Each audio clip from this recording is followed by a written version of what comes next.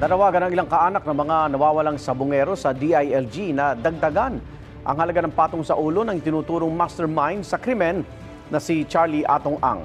Ayon sa National Bureau of Investigation, araw-araw silang nakakatanggap ng report ukol sa kinaroroonan umano ni Ang, pero for verification pa ang mga ito. May unang balita si Emil Sumangil.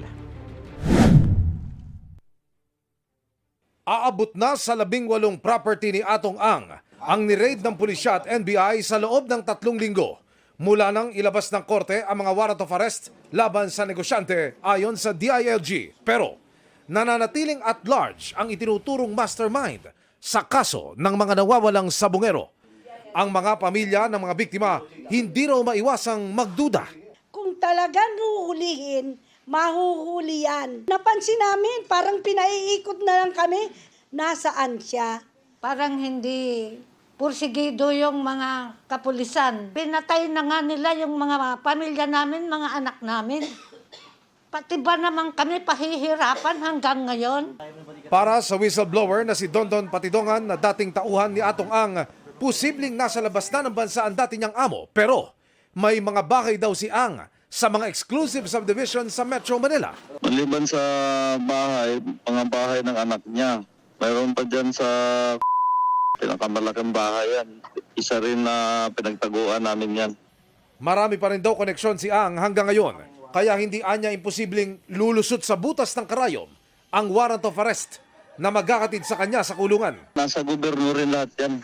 Sila rin yun sila nagtitimbre. O Mr. Atong lalabas na bukas yung warrant mo, umalis ka na. Parang ganun ang pangyayari.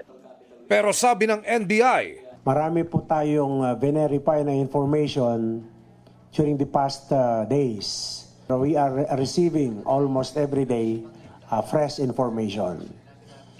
At yan ay kaagad nating binibigyan ng karampatang aksyon para mahuli natin itong si Mr. Atong Ang. May mga natatanggap din tayong text messages na nasa abroad na daw. We will just take note of those information. And may mga opisina naman na in charge dyan sa international community and verification.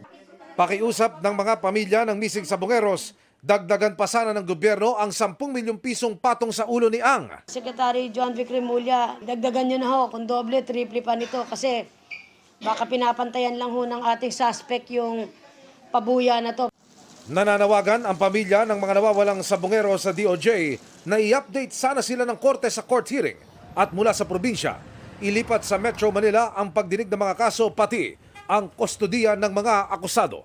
Natatakot din kami pumunta doon kasi unang-una doon nawala lahat ng kamag-anak namin eh. Pagdating po sa hearing, magkaroon naman po kami ng escort ng mga pulis kasi yung safety po namin.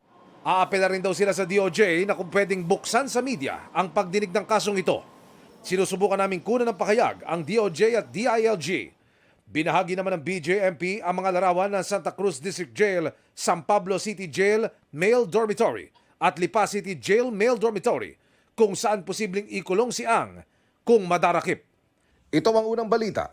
Emil Sumangil para sa GMA Integrated News. Igan, mauna ka sa mga balita, mag-subscribe na sa GMA Integrated News sa YouTube para sa iba't ibang ulat sa ating bansa.